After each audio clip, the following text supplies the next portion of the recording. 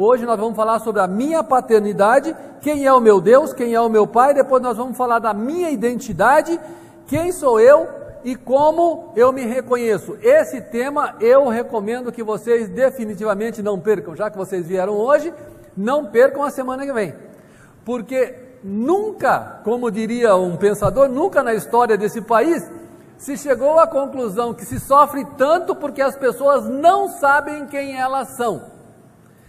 Elas não sabem. Nós estamos hoje, e tem dados estatísticos dizendo que mais de 80% das pessoas entrevistadas não sabem quem elas são. E tem uma entrevista que foi feita, uma pesquisa que foi feita nos Estados Unidos, dizendo assim, quem é o seu maior inimigo? E as pessoas disseram, eu sou o meu maior inimigo. Não sei se vocês haja vista que um rapaz nos Estados Unidos escreveu um livro chamado Eu, Meu Maior Inimigo, em função dessa pesquisa. Ou seja, nós nos desencontramos, nós nos perdemos. E isso é excepcional? Não, isso não é excepcional. Nós vamos ver nesse nosso bate-papo que isso que está acontecendo é normal. Desde que você não preste atenção, isso é normal. E você vai entender também que tem alguém por trás fazendo isso. Ou seja, isso que você acha que você é, que eu acho que eu sou na maioria das vezes, é alguém que está dizendo para mim que eu sou assim. Isso chama-se, em análise comportamental, rótulo. Então eu não sou o que eu sou, eu me percebo através de um rótulo que alguém colocou em mim. E eu acredito no rótulo e eu começo a performar de acordo com o rótulo. E chega uma hora que eu não sei mais quem sou. Ficou fácil, né? Então, é tranquilo. Eu falei para vocês que era tranquilo. E depois nós vamos falar do meu propósito. Meu propósito, qual é o propósito? A Bíblia é regida por propósito, a Bíblia é regida por projeto. Nós vamos ver hoje. E eu quero que você fique comigo aqui olhando para mim. Vocês estão meio longe, mas não tem problema. Não vou pedir para ninguém se movimentar não, porque quando eu estou lá, o Oswaldinho vai lá me buscar. Eu falo, Oswaldinho, deixa eu aqui. Né? Então vocês ficam aí, mas ficam olhando para mim aqui, tá? Por favor. Não me deixem só. Eu ainda não consigo virar aqui. Opa. Muito bem. Muito bem, onde que eu estou? Contexto de crônicas. Naquela época, eles estavam vivendo, eu só estou fazendo recapitulação ainda por causa dos irmãos que não vieram a semana passada. Naquela época, estava vivendo um período muito, por isso que eu estou indo rápido. Tá? Estava vivendo um período muito difícil, muito difícil. Nós falamos na semana passada, era um período muito ameaçador na história de Israel. Nós tínhamos lá os cananeus, eles estavam voltando do cativeiro, e a situação lá era muito difícil, mas muito difícil mesmo. E nesse contexto, nasceu esse senhor chamado Jabez, e quando ele nasceu, a mãe dele colocou esse nome bonito nele, e esse nome Jabez queria dizer assim, com muitas dores, dei à luz. E a semana passada nós começamos, agora você tem que começar a imaginar comigo, você tem que andar comigo aqui, tá? Agora nós vamos ver o Jabez. O Jabez nasceu e a mãe dele falou assim, com muitas dores eu te dei a luz. Esse vai ser o seu nome, menino. Nome bonito, bacana, agora... E toda vez que ela chamava o Jabez, ela falava assim, você aí que com muitas dores eu te dei a luz, vem aqui. E esse menino foi crescendo com essa pecha.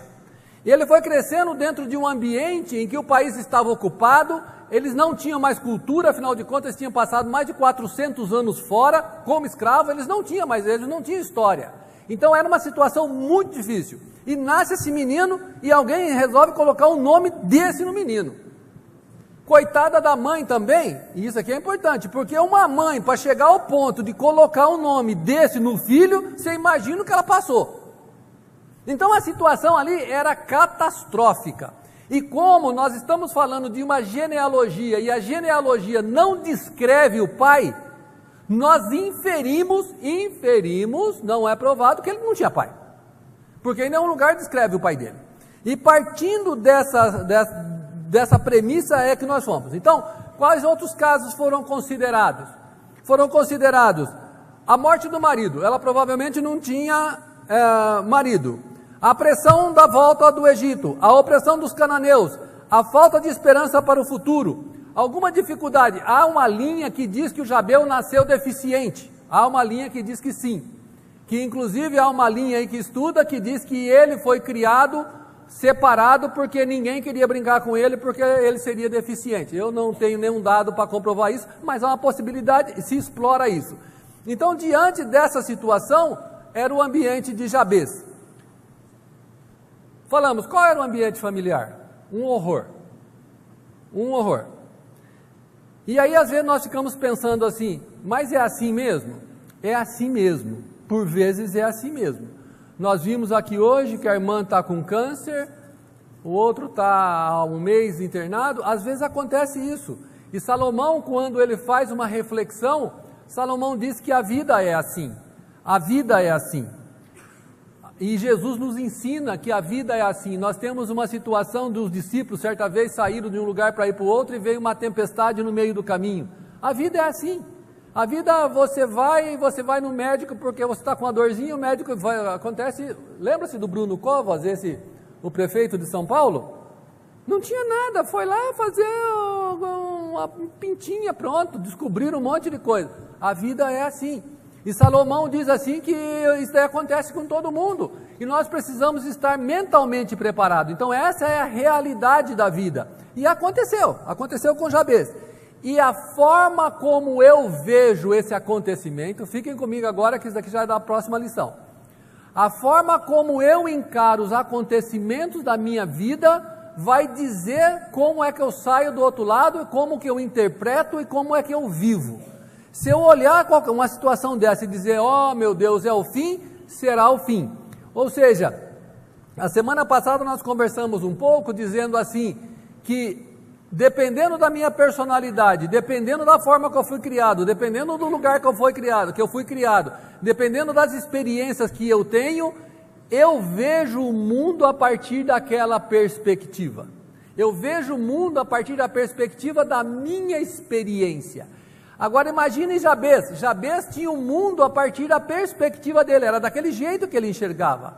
E isso é uma coisa que eu gostaria que nós pudéssemos nesse estudo ressignificar. Ou seja, começar a ver a vida a partir da perspectiva de Deus, não a partir da perspectiva que nós estamos criando das nossas experiências, porque as nossas experiências nem sempre são tão boas, e se eu não tiver essa percepção, eu posso ter problema. Então, os filtros, esses filtros que eu crio, eles me mostram como é também que eu vejo a Deus. Dependendo do filtro, da experiência que eu tenho, eu vejo a Deus. E eu vou falar um pouquinho mais disso daqui para vocês, quando nós entrarmos nos próximos slides daqui a pouco, tá bom? Muito bem. Para começar a nossa conversa de hoje, nós dissemos então que Jabez tinha tudo para dar errado. Tinha ou não tinha, irmãos? O Jabez tinha tudo para dar errado.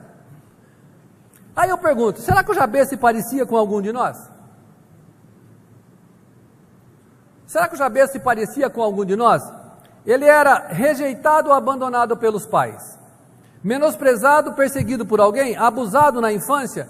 Isso daqui são dados que eu estou dizendo que são dados que nós vivemos todos os dias. Nascido em circunstâncias excepcionais, causa da separação dos pais, nascido com alguma limitação física ou mental, crescido com angústia, não amado o suficiente pelos pais, não teve o relacionamento necessário, nós vamos falar disso, para a formação desejada da personalidade, não teve a educação necessária.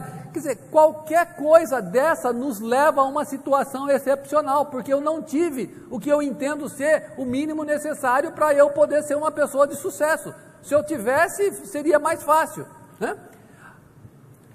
Jabez também não tinha. E Jabez disse assim, ah Senhor, tomara que me abençoes, que seja comigo a sua mão e me preserve do mal. Jabez mudou a sua história. Aqui começa a nossa lição de hoje definitivamente. Jabez mudou a sua história quando ele acessou 3 áreas especiais da vida, que são as que nós vamos falar nos próximos 3 encontros. Jabez acessou, a primeira área que ele acessou foi a área da paternidade. Da paternidade. A segunda área que ele acessou foi a área da identidade. A paternidade responde de quem eu sou filho, como é que eu fui gerado. A segunda responde quem eu sou, quem eu de fato sou. E é isso que nós vamos bater muito forte. Hoje nós vamos bater muito forte quem é o meu pai. E a semana que vem nós vamos bater muito forte quem é que eu sou. Aliás, quem é que diz quem eu sou? Um de cada vez. Quem é que diz quem eu sou? Quem? Deus. E por que, se Deus é quem diz quem eu sou, por que é que eu me incomodo tanto com o que os outros dizem e por que é que eu me comporto tanto da forma como as pessoas querem que eu me comporte? Não é para responder hoje, mas é para pensar. Agora, o que é que Deus diz que eu sou? É isso que nós temos que responder para nós, porque a vida que nós estamos vivendo, essa vida assim instável, é porque eu não sei o que é que Deus disse que eu sou. Aí o que acontece? Eu acredito no que as pessoas disseram que eu sou. As pessoas vêm e colocam um rótulo em mim e eu acredito. No outro dia eu estou performando de acordo com aquele rótulo. Eu sou aquilo agora. E eu sou aquilo ali. E as pessoas falam, nossa, você vai fazer? Ah, você não vai conseguir. E você fala, acho que eu não vou. Você tem razão, acho que eu não vou. Esse negócio, mas numa época dessa você vai fazer um negócio desse? Não vai dar certo. Ah, não vai. Não? Por quê? Primeiro você não sabe de onde você saiu. Depois você não sabe direito quem é você. E Jabez acessou isso de uma forma fantástica, como nós vamos ver daqui a pouco, tá? Ele acessou as 3 áreas. Ele acessou a área de quem ele era filho, porque Jabez, quando disse, ó Deus, ele não disse, ó Senhor, ele disse, ó Deus, ah Deus de Israel, tomara que me abençoes. Agora ele estava fazendo uso dessas 3 áreas, que são aquelas que nós vamos estudar. De acordo? Vamos lá. Paternidade. Antes da gente começar, eu quero que você pense o seguinte. Hoje nós vamos falar de quê então? Paternidade. Eu vou rapidinho porque os versículos são bem conhecidos, mas mais do que os versículos, eu quero que você deguste o versículo. Porque, meus irmãos, vou contar uma coisa para você. Tiago diz assim, sede praticantes da palavra e não apenas ouvintes, fazendo o quê? Quem que conclui? Sede praticantes da palavra, não apenas ouvintes, fazendo o quê? Enganando-vos a vós mesmos. Esse negócio da gente ouvir, repetir e não praticar, é um engano que talvez esteja na hora de parar e a gente levar esse negócio mais a sério, tá bom? O meu negócio aqui com vocês é o seguinte, vamos parar da hipocrisia. O que forma um fariseu é exatamente isso, você sabe tudo direitinho, mas você não vive a essência, o espírito daquilo ali. Então a paternidade foi um dos maiores, se não o maior projeto de Deus. O maior projeto de Deus foi a paternidade. É por isso que a Gálatas diz assim, mas chegou a plenitude do tempo, Deus enviou seu filho nascido de mulher. Quando veio a plenitude no tempo foi o seguinte, é que Deus planejou enviar Jesus desde o Éden. Desde que o projeto de paternidade dele foi quebrado lá no Éden com Adão. Porque se você olhar a genealogia que está em Mateus, vai puxando e diz que Adão era filho de Deus, está escrito lá isso, tá? É claro que depois você tem uma incongruência com João, mas nós vamos imaginar que Adão era a criação de Deus, e o plano de Deus era essa expansão. Mas ele diz assim, mas quando chegou a plenitude do tempo, Deus enviou seu filho, nascido de mulher, a fim de redimir os que estavam embaixo da lei. Deus ficou planejando até que Jesus viesse e desse certo para tirar as pessoas que estavam debaixo da lei, que era o plano dele ser o nosso Deus. Esse era o plano de Deus, tá? Essa é a área, eu falei a semana passada e repito, essa é a área predileta do diabo. Se você se lembra bem que quando Deus criou o homem e a mulher, a Bíblia nos diz que ele criou o homem e a mulher conforme a nossa imagem e a nossa o quê? Semelhança. Ato seguinte, quando a Eva estava dando uma voltinha, ela encontra lá a serpente e a serpente diz assim, eu gosto muito desse texto aqui, eu vou ler com vocês. Vocês estão conseguindo ver ali? Então, né? Diz assim, foi isso mesmo que Deus disse? Foi isso mesmo que Deus disse? Essa é a serpente. Eu quero que você fique comigo nesse texto. E hoje nós vamos degustar, não se esqueça. Foi isso mesmo que Deus disse? Não comam de fruto nenhum da árvore do jardim? Aí a Eva falou assim, não, podemos comer do fruto, mas Deus disse, não coma no que está no meio, porque do contrário vocês morrerão. Mas a serpente disse assim, certamente você não morrerá. Ou seja, Deus está fazendo um jogo de palavra com vocês. É porque ele tem medo, porque se você comer, você será igual a Deus. O que eu quero mostrar com isso? Desde aquela época, o que acontece é isso: Deus diz que você é uma coisa, e o diabo vem e diz que você é outra coisa. Mas não diz num confronto de ideias, diz assim, mais ou menos. Você não é assim, é que é um pouquinho assim. E a nossa tendência é fazer a tendência de que Eva fez. Só que Eva não tinha estudo de quarta-feira. Então a Eva podia ter problema, porque ela não vinha no estudo de quarta-feira, coitada, né? Mas nós viemos no estudo de quarta-feira e nós sabemos disso, então ela não sabia. E a Eva falou assim, nossa, então deixa eu comer. Por quê? Ele sabia que se isso acontecesse, tudo mudaria a partir de uma conversa daquela. Aí, não voltou lá, aqui, Lucas, capítulo 4, versículo 3, da semana que vem nós vamos falar dele de novo. Se você é o Filho de Deus, no capítulo anterior, Deus tinha dito, tu és meu filho amado, em quem eu tenho prazer, a minha alma tem prazer, e o diabo falou assim, se você é o Filho de Deus, faz isso. Essa dúvida, Jesus falou em João 8,44, que o diabo é o pai da mentira. E é isso que nós precisamos começar a entender a partir desse estudo nosso aqui, quem é que está falando o que para nós. Odinho, eu vou aprender a mexer aqui daqui. Você vai ver, eu vou ficar bom. Ponta do dedo. Ponta do dedo. Eu coloco assim, que a alienação do ser humano com relação à construção de mentiras e sofisma. O que é sofisma? Sofisma é uma mentira contada com um jeitão de verdade. Não é bem daquele jeito, mas parece ser, e ela tem uma boa argumentação. Então hoje nós vivemos muito de sofismas. E antes de eu continuar, e para eu passar para outra parte, vamos pensar no seguinte: como é que nós temos nos relacionado com Deus até esse momento? Nós temos olhado Deus a partir da história, e nós gostamos inclusive dos nomes, né, em hebraico, e não tem nada de errado nisso. E por vezes nós esquecemos como que a história, a partir do Novo Testamento, chegou até aqui nesse relacionamento de paternidade. Vamos comigo aqui mais um instantinho. Eu não sei se vocês conseguem ver ali, tranquilo? Beleza. O que diz aqui? Jeová é meu nome eternamente. Aí nós temos que os nomes e os atributos de Deus Elohim, que se refere à força e o poder de Deus. El Elyon, Deus Altíssimo, é o Criador do céu e da terra. El Shaddai, Deus Todo-Poderoso. El Olam, Deus Eterno, temos segurança.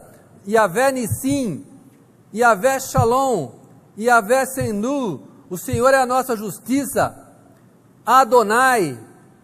E depois veio no Novo Testamento, Tel Ropater, Deus o Pai que cuida amorosamente dos seus. E aí chegou Jesus e disse assim, não apareceu ali, mas Jesus disse assim, Pai. Foi isso que ele falou. E é interessante que Jesus começa a se relacionar com Deus a partir de uma outra perspectiva. E a perspectiva que Jesus traz era do Pai e do Abba. E ele começa a nos ensinar como se relacionar com Deus a partir da perspectiva da paternidade. Quando você tira, ou não é que você se esquece, aliás, isso tudo que nós lemos é muito importante para nós sabermos que o nosso Pai, que foi andando até chegar ao ponto de Jesus ensinar a nós a dizer assim, Abba, Pai, o nosso Deus, é o Elyon, o El Shaddai. Esse é o nosso Deus, esse é o nosso Pai. Esse é o nosso Pai, não é para nós nos esquecermos, mas é para nós nos lembrarmos que todos esses nomes fortes se tornou agora, dentro da linguagem de Jesus, Abba. Você consegue perceber a doçura, a mudança desse Abba? Abba, a tradução de Abba, na melhor das traduções, é meu querido pai. Em outras traduções, é o som da criança tentando falar pai. Então, o que nós temos que entender é que hoje Deus para nós é o Abba. A escolha que Jabez fez a diferença porque quando ele disse, Deus, ele estava buscando relacionamento. Tomara que me abençoes e alargue as fronteiras. Ele estava buscando provisão. Que seja comigo a tua mão e me preserves do mal. Ele estava buscando proteção. De modo que não me venha aflição. Ele estava buscando conforto e segurança. Quando nós falamos de conforto, segurança, como nós falamos de proteção, quando nós falamos de provisão, de quem é que nós estamos falando? De que figura de relacionamento nós estamos falando quando nós falamos de segurança, identidade, provisão? De que figura nós estamos falando? Pai. Você entende o que foi que Jabez fez? Você entende o que Jabez fez? No meio de tudo isso, aquele menininho que não tinha pai, que se chamava Você Me Causa Muitas Dores, ele desenvolveu a partir da sua dor um relacionamento com Deus naquele momento, que era um relacionamento de pai. E ele foi, mas ele foi no alvo. Ele foi no alvo. Ele colocou uma estrutura dizendo assim, olha, Deus, estamos aqui, somos parceiro, tomara que me abençoes. Esse era um relacionamento de pai e filho. E o que aconteceu? Não teve nem réplica. A hora que ele acabou, o texto diz que Deus concedeu para ele o que ele queria. Por quê? A paternidade é básica e fundamental em 3 pontos. Quais são os 3 pontos fundamentais da paternidade? Um é identidade, a outra é segurança e a outra é provisão. Quando nós falamos de paternidade, nós estamos falando exatamente disso. E se nós olharmos os males do nosso século, muito do que acontece na sociedade hoje decorre da ausência do papel paterno, cumprindo esses 3 itens fundamentais, que é identidade, segurança e provisão. E vou dizer para vocês, se nós tivéssemos mais tempo para ficar aqui filosofando, nós íamos ver que nossos medos, o medo que nós temos, eu estou falando e aqui o Oswaldinho, que é psicólogo, sabe disso, o medo que nós temos decorre da ausência do tratamento disso, muito dos temores e muito de comportamento, até mesmo considerado comportamento bom, como a pessoa ser agressiva, ir para cima, workaholic, decorre de um medo. Aquilo não é que o cara é tudo aquilo, é que ele é medroso, ele é inseguro, então ele vai para cima para poder compensar, porque em algum momento faltou alguma coisa da paternidade. Nós falaremos ainda, se tivermos tempo, a respeito disso. Então, esses são elementos essenciais que caracterizam um ser humano adulto sadio emocionalmente. O que é que faz um ser humano? Se ele tiver um lar onde ele primeiro tenha identidade, segurança e provisão. Tá bom? Tem outros aspectos aqui que nós vamos considerar ao longo do estudo, mas nós vamos começar com esse. Tudo bem até aqui? Quero falar alguma coisa? Aí eu fiz aqui uma passadinha rápida, que eu disse assim, a paternidade, os atributos transferidos pela figura paterna e as áreas-chave são identidade, quem você, se vocês conseguem ler, vocês estão bem, quem você é. Identidade é quem você é. Isso fala com a sua estima. Conseguir ser quem você é. Isso aqui é importante. Uma coisa é saber quem é você, e a outra é conseguir ser quem você é. Esse daqui exige um monte de variáveis interessantes, porque uma coisa é ser quem é você, e outra é conseguir ser. Tá? Mas isso faz parte. Segurança, coragem, determinação e confiança, cujos antônimos estão aí.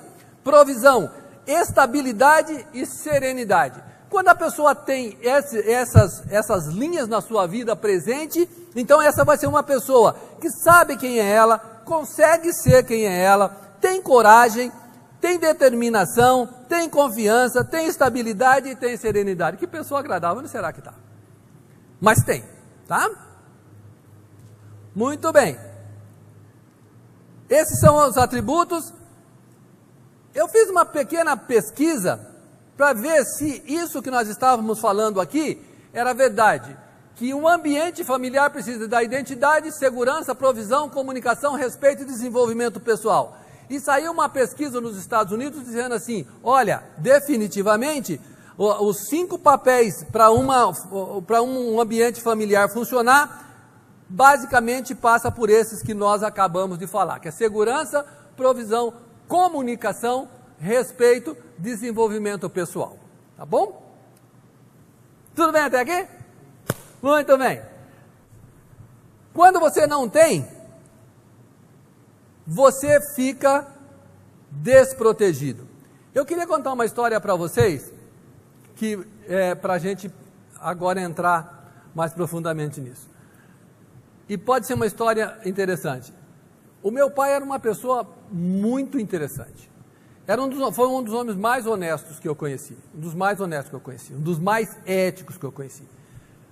Mas a ausência dele, por conta do trabalho, fez com que nós, os filhos, trouxéssemos características interessantes que hoje, aos 60 e poucos anos, eu identifico que a minha individualidade, eu sou uma pessoa que tem um nível de individualidade muito alta, decorre da ausência do relacionamento paterno.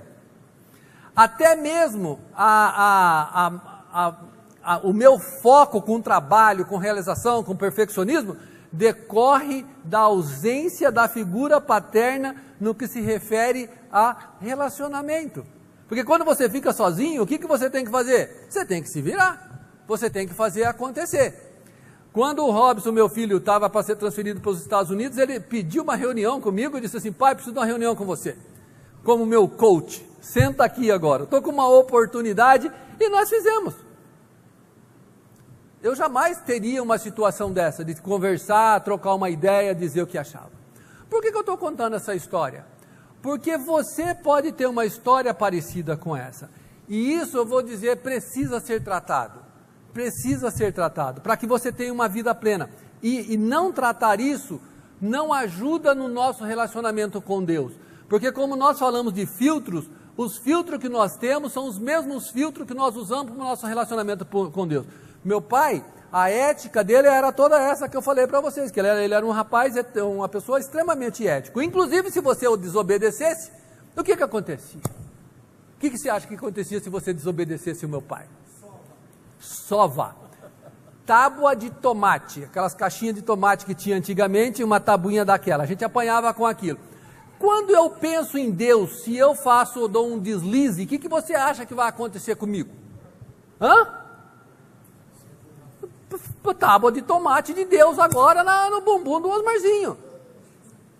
Agora, a gente ri porque isso é engraçado, mas nós carregamos a imagem de Deus muito relacionada à experiência paterna que eu tive. É por isso que muitas das vezes nós vimos na igreja por 30 anos, nós temos uma vida e temos uma vida cristã medíocre, porque eu vivo por 30 anos com medo de tomar uma surra da tábua de tomate do meu pai. Ou sei lá qual que era de vocês, eu sei que vocês não tiveram isso, que vocês já tiveram, né? Vocês estão tudo numa boa. Alguém apanhou assim algum dia? E outra, tinha que levar a tabuinha lá para apanhar, não era assim, corre aí que eu vou te pegar. Vem aqui que você vai apanhar, e traz a tabuinha aqui que você vai apanhar. O que eu quero dizer?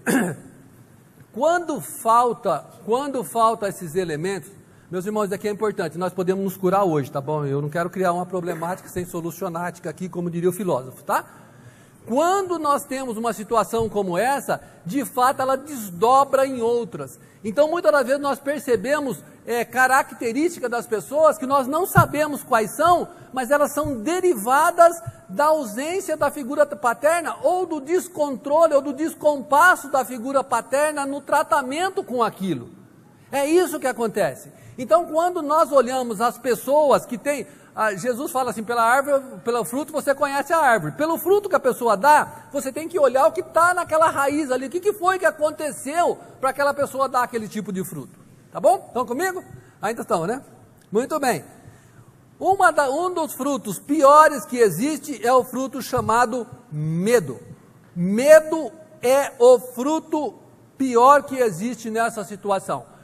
E o medo, ele retroalimenta, as áreas se retroalimentam. Muitos de nós sofremos de medo, porque a vida, a forma como nós fomos criados, não foi lá grande coisa, então nós desenvolvemos o medo. É o medo de faltar, é o medo de não ter, é o medo de acontecer, e aqui estão as raízes da ansiedade, a raiz da depressão, a raiz da síndrome do pânico, a raiz de um monte de coisa, é um medo. Lógico, você tem fatores clínicos, mas na maioria das vezes os fatores são muito psicológicos, tá bom? Só quero dizer para vocês esse texto de Lamentações, para a gente entender que muitas das vezes nós temos sentimentos de órfãos. O que é um sentimento de órfão? Aí você fala assim, não, mas eu não tenho. Tem, porque quando nós não temos a proteção, a segurança, a identidade, a provisão, nós temos sentimento de órfãos. Veja esse texto comigo, nós vamos ler. Diz assim, lembra-te, Senhor. Qual é o termo que Lamentações usa? É Deus ou é Senhor? Senhor. Isso daqui, irmãos, é sintomático. Se você voltar lá no Apocalipse, você vai ver, lá no Gênesis, você vai ver que começa Deus e depois passa a ser Senhor, é outra administração, tá? Lembra-te, Senhor, do que nos tem sucedido. Considera, fiquem comigo aqui, tá bom? Tá todo mundo comigo? Lamentações, eu também aqui está, obrigado. A nossa herança, segurança. A nossa herança passou a estranhos, as nossas casas a estrangeiros. Nós somos o quê? Órfãos. Nós somos órfãos. Já não temos pai. É um sentimento que às vezes a gente não identifica, mas esse vazio que muitas das vezes a gente tem é vazio de pai, tá bom? Aí diz assim, a nossa água, ou seja, elemento essencial, e também eles pegaram a nossa lenha, ou seja, eu não consigo nem tomar água e não consigo cozinhar, isso é duro. Os nossos perseguidores estão no nosso pescoço, ou seja, eles não nos dão paz. Estamos o quê? Exausto, eu não consigo mais me mover. Nós nos submetemos, já perdemos a guerra, agora eu já não tenho mais como lutar, eu já estou refém, submetemo-nos aos egípcios, escravos dominam sobre nós, ou seja, nós chegamos no fundo do poço, esse é um sentimento de órfão.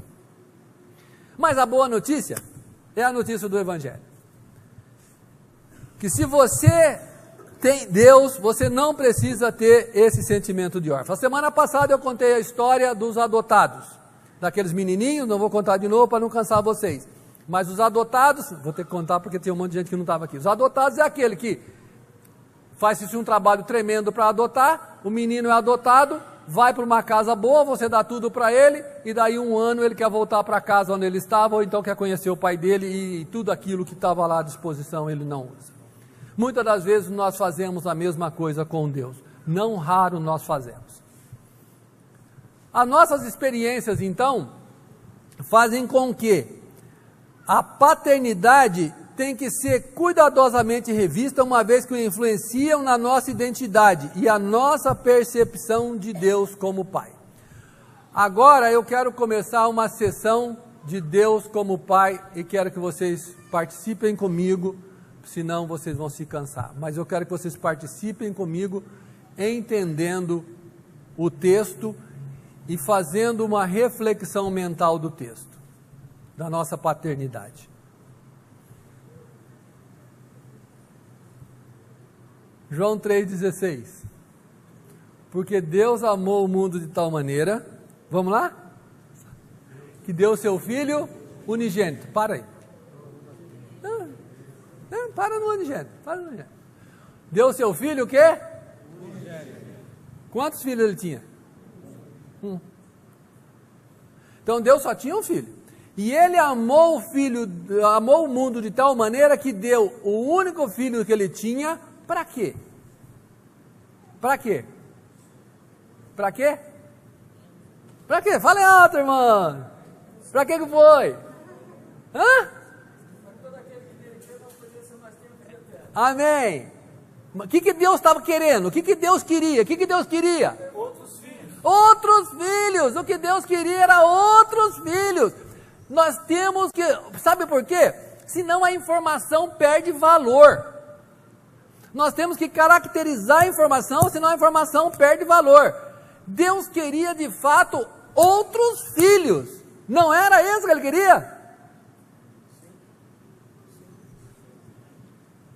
Ele queria outros filhos. Mas Deus tinha Jesus. E Ele queria outros. E aí Ele me achou. O que vocês acham disso? Achou você. O que você acha? Não, irmão, o que você acha disso? Não é louco isso? Agora, eu só queria que Deus falasse para mim, não, esse povo não vai sair do jeito que entrou.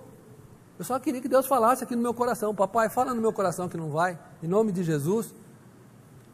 Só tinha um filho, mas aí fez assim, ó. Mas quando chegou a plenitude do tempo, nós já vimos esse versículo hoje, hein? É para gravar. Gálatas.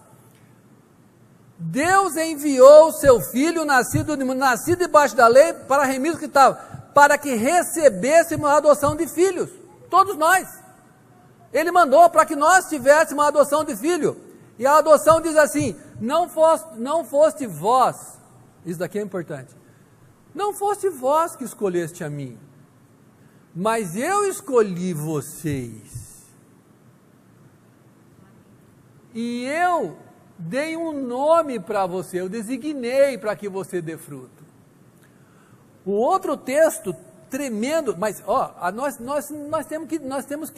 temos que entender isso, irmãos, porque senão a vida fica essa mesmice, que daqui a pouco a gente não sabe mais. Eu não vou falar mais isso, porque senão daqui a pouco vocês vão estar cansados mesmo.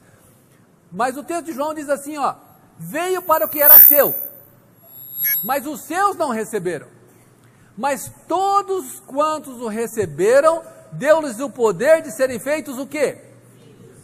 Filhos. Filhos. De quem? De Deus. Isso aqui não era para a gente estar se dando um glória a Deus, pulando e tendo uma outra atitude. Agora, irmão, o que é que aconteceu dentro de nós, que Deus deu seu filho para que eu fosse filho de Deus, e eu fico com essa cara aqui, ó, normal, tranquilo, ser filho de Deus, não tem nada de novo nisso, daí, a gente vai ali na banquinha ali, compra.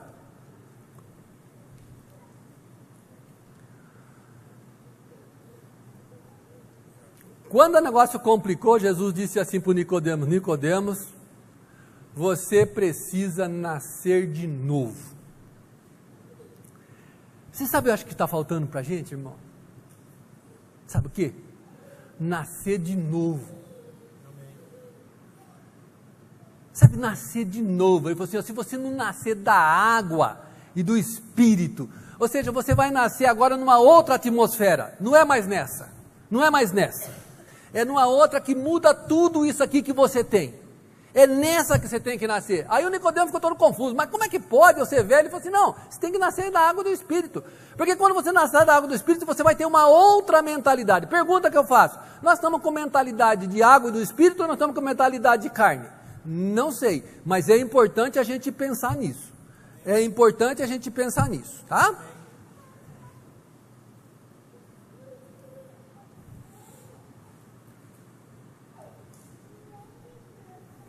Veja se você consegue degustar esse versículo comigo. Eu vou ler devagarzinho e você fala assim: degustei ou não degustei, tá bom? Não entendi, aí eu leio de novo, tá?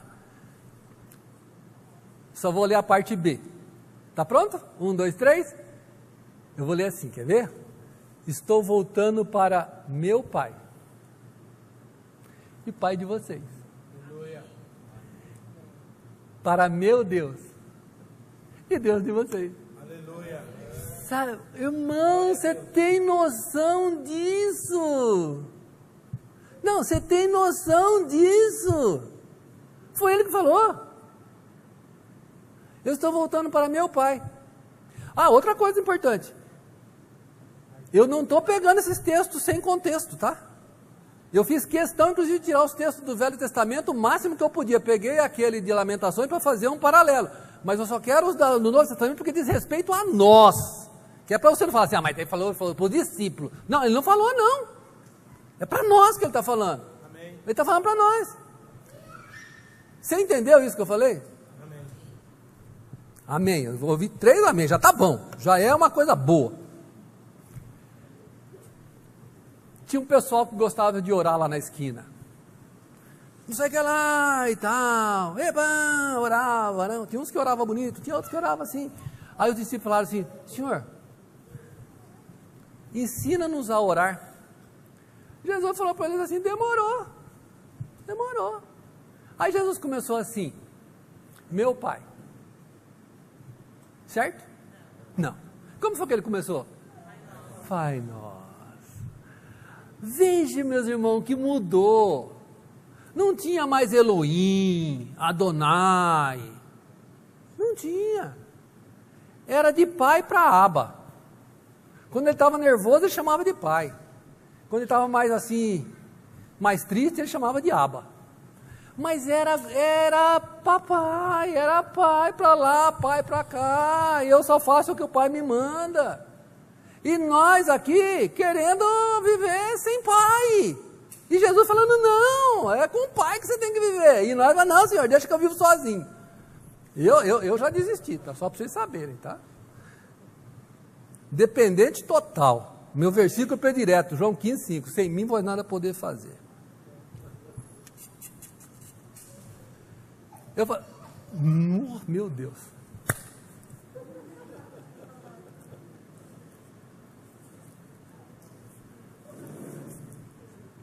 Eu falei para vocês que um dos piores sintomas que tinha era o medo. Medo é coisa do cão, do cramunhão. Põe isso na cabeça.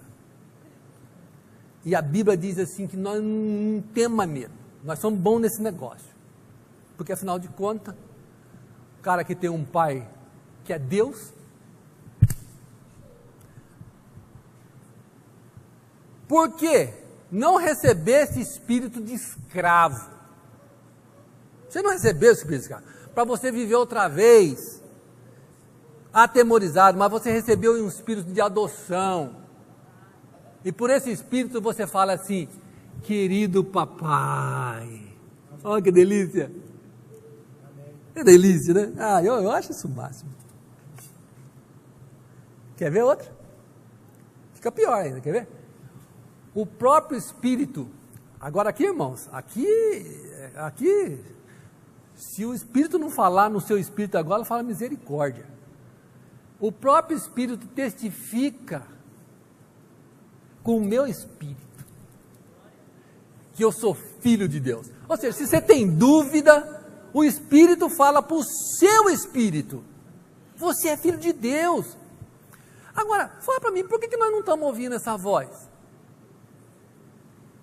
Será que não está faltando sensibilidade nossa para ouvir o Espírito? Teve um sujeito que teve uma experiência boa com Deus, lá no Velho Testamento, tadinho, né? Naquela época lá do Elohim, era difícil para ele, naquela época era duro. E ele estava lá, e veio um vento, ele falou assim, Deus está nesse vento. E veio um fogo, ele falou assim, Deus está nesse fogo. E não estava. A hora que veio uma brisa, Deus estava na brisa. Aqui também, aqui é assim, você quer ouvir Deus? Abaixa a sua lamentação, abaixa o volume da sua reclamação, abaixa o volume da sua ansiedade, senta com o papai e fala, papai, o que está acontecendo? O que está acontecendo comigo? Olha como eu estou hoje, estou só o trapo, olha que bagaço, o que o senhor acha disso? Nós perdemos a prática, que nós estamos muito formal. Deus está querendo ouvir o meu coração. Senhor, eu estou só o caco. Ó aqui, só o caco hoje. O que o senhor acha desse caco? E Deus vai falar com você. Agora eu estou com um problema, que eu não sei o que fazer agora. Tá bom? Deixa eu ver aqui o que eu faço, que agora tem que passar. Ai, Jesus, tem misericórdia de nós. Assim você já não é mais escravo, mas é filho. E por ser filho, você também é herdeiro. Aqui, meu filho, aqui é cabelo e barba. Não tem esse negócio, você vem aqui, filho aí, não. Aqui não tem nada disso, não. Aqui você vem, herdeiro, espírito de adoção, baseado nos quais nós chamamos Abba. Eu estou passando rapidinho aqui, mas quero falar desse daqui, do filho pródigo. Vocês já ouviram tudo de filho pródigo? Eu não vou incomodar vocês com isso aqui, não. Vou contar a história do filho pródigo. O filho pródigo era o seguinte: tinha um filho que era mais novo, e chegou para o pai e falou assim: pai, me dá minha herança que eu vou embora. Ele não podia fazer aquilo. Aquilo era uma agressão. Nosso professor aqui pode nos dizer o que ele era sujeito. Ele não podia.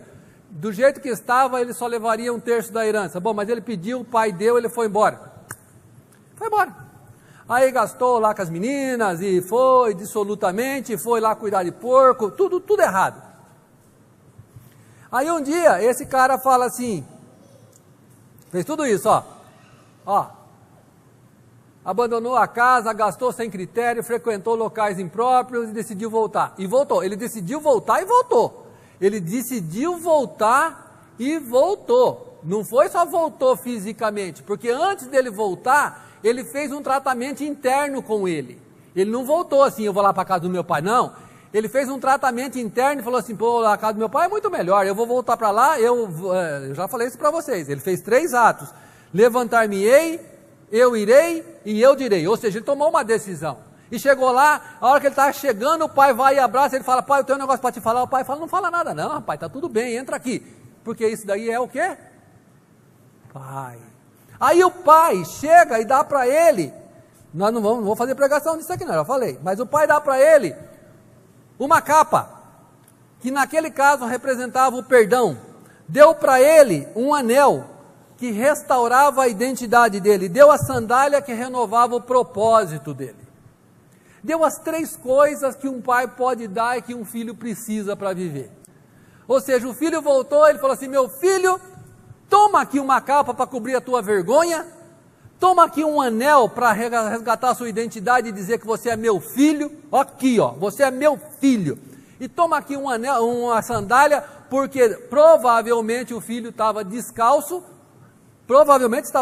porque agora é tratado como escravo, e escravo não tinha sandálias, o escravo andava descalço, provavelmente ele estava descalço, falou assim, toma uma sandália para dizer que você é meu filho, porque é pai. Pai não fica...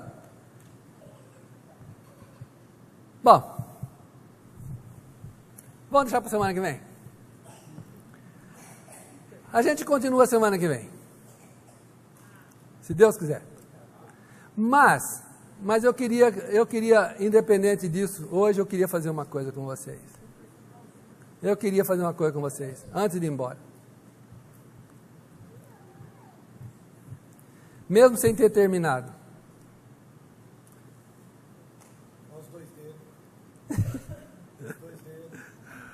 Está indo bem aqui. Meus irmãos, o que eu queria? Eu queria que nós pudéssemos essa noite, queria passar todo aquele slide, contar uma história para vocês, mas eu queria que nessa noite nós pudéssemos olhar para nós e entender qual é a nossa situação.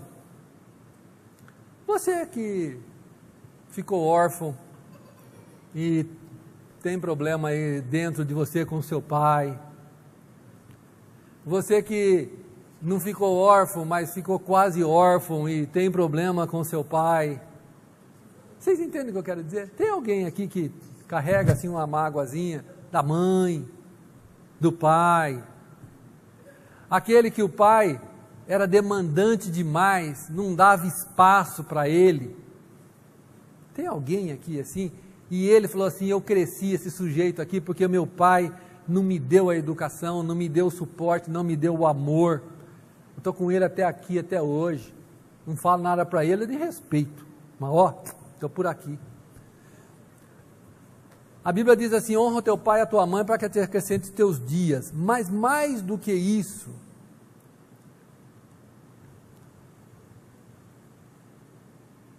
é um tempo importante para nós fazermos um acerto com a nossa paternidade. Porque ao acertar a minha paternidade, eu aprendo a me relacionar com Deus.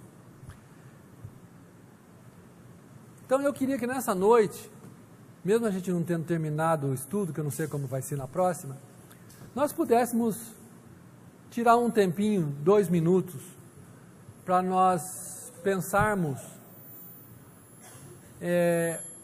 em oração mesmo. Feche seus olhos, pense no seu pai, como foi o seu relacionamento com ele, e deixe que o teu Espírito Santo te levar para a área que você precisa de ajuda. Se é na área de identidade, a sua identidade pode estar deformada por esse relacionamento. Na área de segurança, o seu pai eventualmente pode não ter te dado segurança, na área da provisão, ou nas 3 áreas. E aí, eu queria que você pensasse, e você olhasse e falasse assim para você mesmo, qual foi o evento? Feche seus olhos um momentinho. Qual foi o evento que gerou esse desconforto no seu pai? Qual foi o evento que fez com que você se sentisse desse jeito?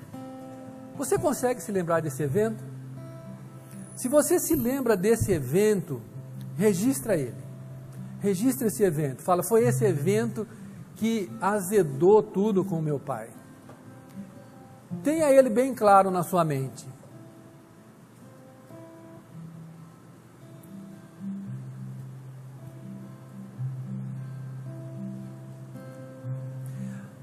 Depois desse evento, o que mais que aconteceu em função dele?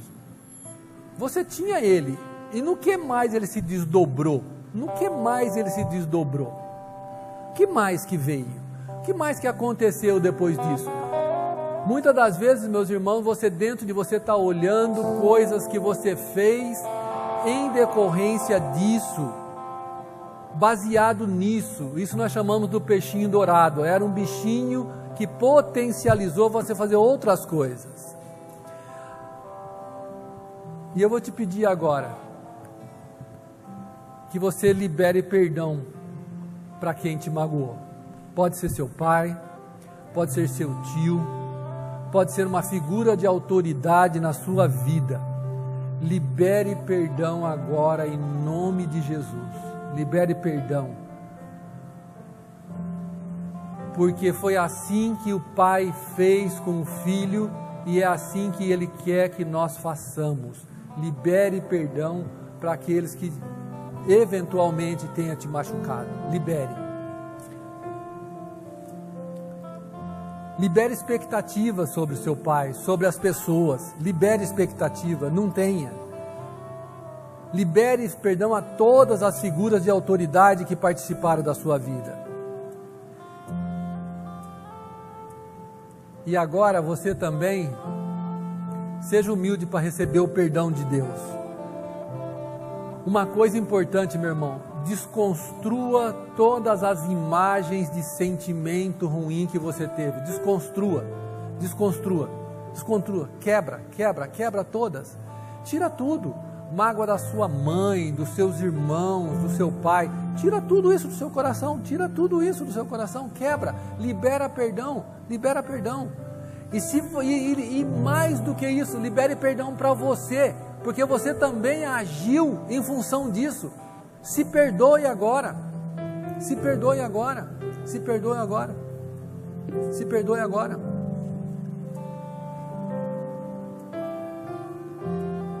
Nós vamos encerrar por hoje. E eu quero orar com você. E eu quero orar assim. Pai querido, nós estamos diante de Ti agora, te pedindo, Pai, a Tua presença nos nossos corações. Papai, nós queremos Te ver. Papai, nós queremos Te sentir. Aleluia. Papai, nós queremos Te ouvir. Papai, se mostre no coração dos meus irmãos agora, que eles possam te ver. Meu irmão, diga: eu quero te ver, Senhor. E agora nós queremos aprender de Ti, aprender do perdão e liberar perdão, para que a nossa vida de relacionamento contigo comece hoje, a partir de uma nova perspectiva. Que a nossa paternidade, que a Tua paternidade na nossa vida seja potencial, seja plena, Senhor.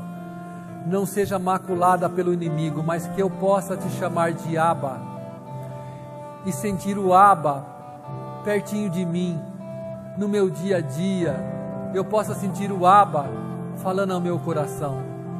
Pai, desconstrói toda a barreira que eu e meus irmãos possam ter com relação à figura paterna, para que nós possamos Te ver, Senhor, nosso Pai, na Tua plenitude, e entender esse amor louco que deu Jesus por nós.